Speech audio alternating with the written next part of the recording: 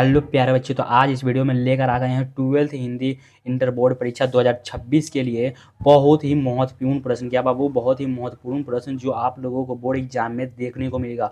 इस वीडियो में बाबू बुक और व्याकरण दोनों का निचोड़ प्रश्न है। क्या बाबू, बुक और व्याकरण दोनों का निचोड़ प्रश्न है। कुल इसमें हम 50 प्रश्न करेंगे। क्या बाबू, कुल 50 प्रश्न करेंगे इस वीडियो के अंदर। तो आप लोग इस वीडियो को अंत तक देखिएगा। तो चलिए करते हैं हिंदी का मोस्ट वीवीआई ऑब्जेक्टिव। ओके, हमारा यहाँ पर पहला नंबर प्रश्न क्या कह रहा है, ध्यान से देखिएगा कि विभाज्य शब्द में प्रत्यय है। क्या बाबू, विभाज्य शब्द में जो प्रत्यय होगा वह कौन होगा बाबू, तो वो होगा बाबू ऑप्शन नंबर ए, ई। क्या होगा बाबू, ई। यहाँ पर राइट आंसर हो जाएगा ऑप्शन नंबर ए, इसका राइट आंसर हो जाएगा। ओके बाबू, यहाँ पर देखिए हमारा 2 नंबर प्रश्न क्या कह रहा है कि भवन शब्द है। क्या बाबू, कि भवन शब्द जो है ना वह क्या है बाबू, ये आप लोगों को बताना है कि भवन शब्द जो है वह क्या है बाबू। तो भवन शब्द जो होता है ना बाबू, वो होता है हमारा स्त्रीलिंग। क्या होता है बाबू, स्त्रीलिंग। यहाँ पर राइट आंसर हो जाएगा ऑप्शन नंबर बी, इसका राइट आंसर हो जाएगा। ओके, आप लोग सारे प्रश्न को ध्यान से करिएगा क्योंकि सारे प्रश्न जो है वो बुक का निचोड़ प्रश्न है। ओके बाबू, जो आप लोगों को अलग कहीं देखने को नहीं मिलेगा, सारे बुक का निचोड़ प्रश्न हम इस वीडियो के अंदर लेकर आ गए हैं। तो इस वीडियो को अंत तक देखिएगा ताकि आप लोगों को सारे डाउट जो है वो क्लियर हो सके। यहाँ पर देखिए हमारा 3 नंबर प्रश्न क्या कह रहा है कि आय शब्द का विलोम होगा। क्या बाबू, कि आय शब्द जो होता है ना उसका विलोम क्या होगा, ये आप लोगों को बताना है। तो आय शब्द का जो विलोम होता है ना बाबू, वो होता है व्यय। क्या होता है बाबू, व्यय होता है। यहाँ पर राइट आंसर होगा ऑप्शन नंबर बी। यहाँ पर देखिए हमारा 3 नंबर प्रश्न क्या कह रहा है कि आय शब्द का विलोम होगा। क्या बाबू, कि आय शब्द जो होता है ना उसका विलोम क्या होगा, ये आप लोगों को बताना है। तो आय शब्द का जो विलोम होता है ना बाबू, वो होता है व्यय। क्या होता है बाबू, व्यय होता है। यहाँ पर राइट आंसर होगा ऑप्शन नंबर बी। देखिए हमारा 4 नंबर प्रश्न क्या कह रहा है कि अनादर शब्द कौन सा समास है। क्या बाबू, कि अनादर शब्द जो है ना वह कौन सा समास होगा, ये आप लोगों को बताना है। तो अनादर शब्द जो होता है ना बाबू, वो होता है बाबू अवयवी भाव होता है। क्या होता है, वह अवयवी भाव समास होता है। यहाँ पर याद रखिएगा ऑप्शन नंबर यहाँ पर सी राइट आंसर हो जाएगा। देखिए 5 नंबर ध्यान से कि परलोक शब्द में कौन सा समास है। क्या बाबू, कि परलोक शब्द जो है ना उसमें कौन सा समास होगा, तो परलोक शब्द में बाबू होता है द्विगु समास। कौन होता है बाबू, द्विगु समास होता है। आप लोग समास को ध्यान से पढ़ लीजिएगा कि बाबू कि द्विगु समास जो है होगा। क्या बाबू, यहाँ पर द्विगु समास, ये इसका राइट आंसर हो जाएगा ऑप्शन नंबर डी। देखिए हमारा 6 नंबर प्रश्न क्या कह रहा है कि उसने कहा था कहानी में किस शहर का चित्रण किया गया। क्या बाबू, कि उसने कहा था जो कहानी है उसमें किस शहर का चित्रण किया गया था, तो वो किया गया था बाबू अमृतसर का। किसका किया था बाबू, अमृतसर का किया गया था। यहाँ पर राइट आंसर हो जाएगा option number c, right answer हो जाएगा। ओके बाबू, देखिए हमारा 7 नंबर प्रश्न क्या कह रहा है कि अंग्रेज, अंग्रेज शब्द का विलोम क्या होगा। क्या बाबू, कि अंग्रेज शब्द जो होता है ना उसका विलोम क्या होगा, तो अंग्रेज शब्द का विलोम होता है बाबू अनुज होता है। क्या होता है बाबू, अनुज होता है। आप लोग याद रखिएगा, यहाँ पर राइट आंसर होगा ऑप्शन नंबर ए। सारे बुक का निचोड़ प्रश्न है, सारे जो है बाबू वीवीआई प्रश्न है पूरा। तो आप लोग अंत तक देखिएगा इस वीडियो को। तो चलिए हम नेक्स्ट प्रश्न की ओर चलते हैं। हमारा 8 नंबर प्रश्न यहाँ क्या कर रहा है, ध्यान से देखिएगा कि दर्शनीय शब्द में प्रत्यय है। क्या बाबू, कि दर्शनीय शब्द जो होता है ना उसका प्रत्यय क्या होगा, तो दर्शनीय का प्रत्यय होता है बाबू अनीय। लास्ट में क्या आ जाएगा बाबू, अनीय। दर्श एक अलग शब्द है, अनीय यहाँ पर टूटेगा 2 भाग में, दर्शनीय। इसका क्या होगा right answer option number D. देखिए हमारा 9 नंबर प्रश्न क्या कह रहा है कि फणीश्वर नाथ रेणुका की पुस्तक है। क्या बाबू, कि फणीश्वर नाथ रेणुका की जो पुस्तक है ना बाबू वह कौन है, तो आप लोगों को पता होगा वह कौन है बाबू, मौलांचल। कि फणीश्वर नाथ जो क्या लिखे हुए थे वह मौलांचल लिखे हुए हैं। यहाँ पर राइट आंसर होगा ऑप्शन नंबर बी। 10 नंबर प्रश्न के देखिएगा कि जर्मन पलटन को किसने मार गिराया। क्या बाबू, कि जर्मन पलटन को जो है वह किसने मार गिराया था, ये सभी लोगों को पता है कि जर्मन पलटन को जो मार गिराया था ना बाबू वो लाना सिंह ने। किसने, लाना सिंह मार गिराया था। यहाँ पर राइट आंसर होगा ऑप्शन नंबर बी।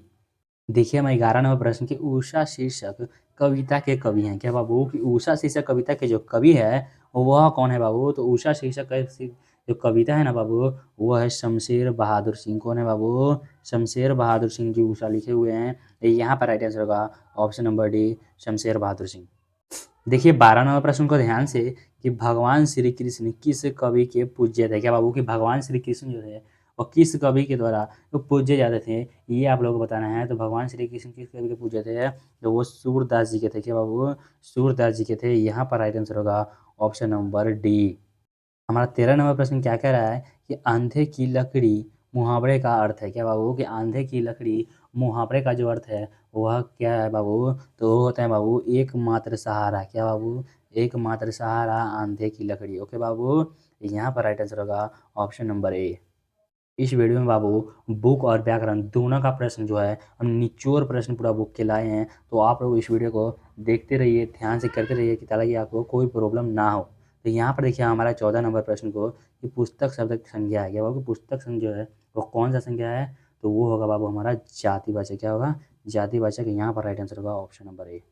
हमारा 15 नंबर प्रश्न है कि अल्पायु शब्द का विलोम है। क्या बाबू, कि अल्पायु शब्द जो होता है ना उसका विलोम क्या होता है। अल्पायु शब्द का जो विलोम होता है वो क्या होता है बाबू, फटाफट से कमेंट कीजिएगा कि अल्पायु शब्द का विलोम होता है ना बाबू, वो होता है हमारा दीर्घायु। क्या होता है बाबू, वो होता है दीर्घायु। याद रखिएगा, आप लोग बुक में नोट करते चलिएगा। ओके बाबू, यहाँ पर राइट आंसर होगा ऑप्शन नंबर बी। आप लोग सारे प्रश्न को नोट करते चलिएगा, जो जो प्रश्न आप लोगों को नहीं आता, क्योंकि वो 40 नंबर का जो है व्याकरण से भी पूछा जाता है और 60 नंबर बुक से रहता है। इसलिए हम दोनों प्रश्न को लेकर आ गए हैं ताकि आप लोगों को किसी प्रकार की समस्या बोर्ड एग्जाम में नहीं आए। ओके बाबू, तो ये देखिएगा अगला नंबर प्रश्न हमारा क्या कह रहा है कि रोज शीर्षक कहानी के लेखक कौन है। क्या बाबू, कि रोज शीर्षक जो कहानी है उसके लेखक कौन है बाबू, तो रोज शीर्षक कहानी के लेखक आप लोगों को पता होगा, वो है अयज्ञ। कौन, अयज्ञ। ओके बाबू, यहाँ पर राइट आंसर हो जाएगा ऑप्शन नंबर ए डी। क्या होगा बाबू, ऑप्शन नंबर डी यहाँ पर राइट आंसर हो जाएगा। देखिए हमारा 17 नंबर प्रश्न को ध्यान से क्या कह रहा है कि निवास शब्द में उपसर्ग है। क्या बाबू, कि निवास शब्द जो होता है ना उसमें उपसर्ग क्या होगा, तो निवास शब्द का उपसर्ग होता है बाबू, ऑप्शन नंबर डी होगा यहाँ पर नी। क्या होगा बाबू, निवास शब्द का जो उपसर्ग होगा वह नी होगा, क्योंकि फर्स्ट में जो नी और वास दो भाग में टूट रहा है, तो उपसर्ग पूछ रहा है हमारा, तो फर्स्ट वाला होगा क्या होगा, नी। यहाँ पर राइट आंसर हो जाएगा ऑप्शन नंबर डी।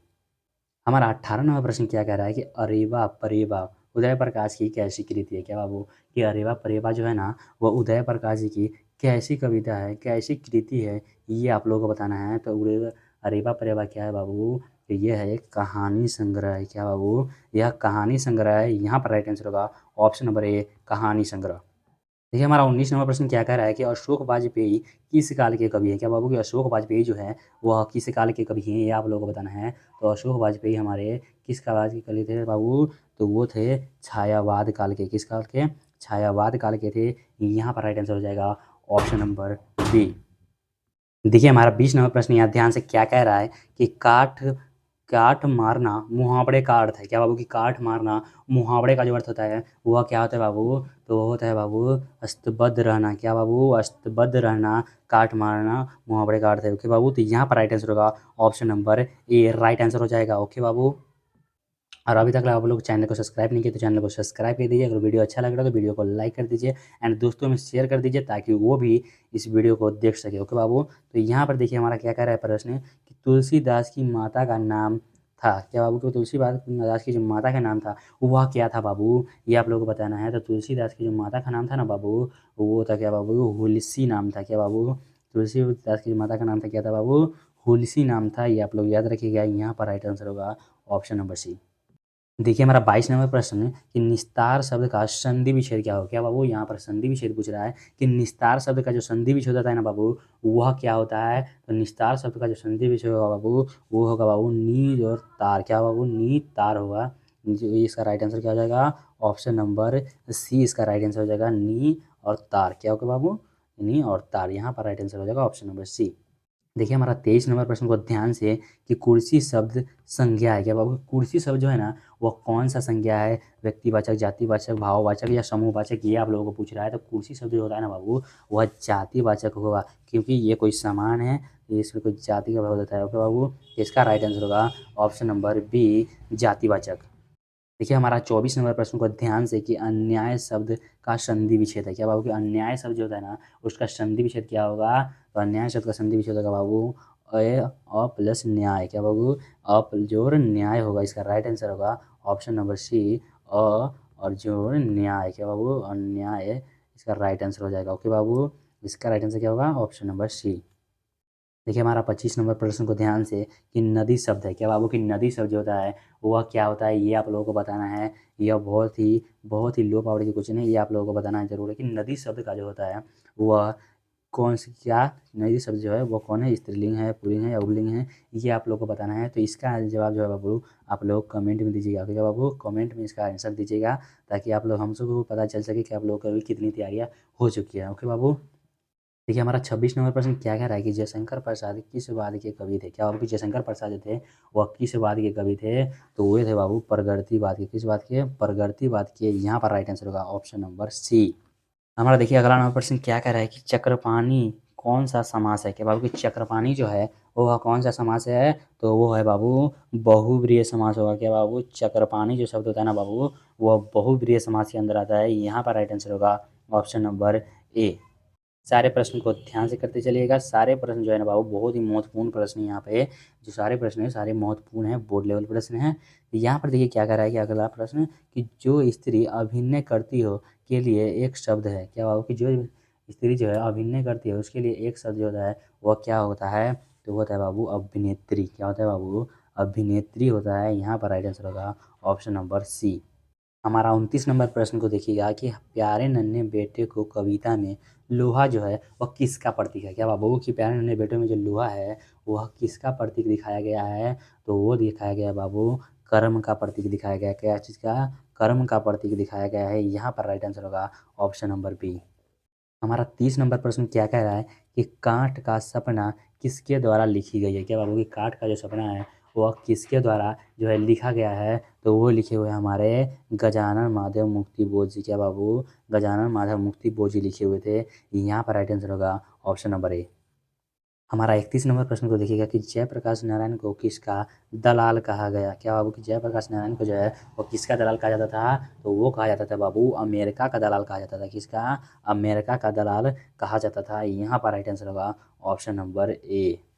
देखिए हमारा 32 नंबर प्रश्न क्या कह रहा है कि उच्चारण शब्द का संधि विच्छेद है। क्या बाबू कि उच्चारण शब्द जो है उसका संधि विच्छेद क्या होगा, तो वो होगा बाबू उत्तजोड़ चारण। क्या होगा बाबू, उत्तजोड़ चारण होगा। ओके बाबू, यहाँ पर राइट आंसर होगा ऑप्शन नंबर ए।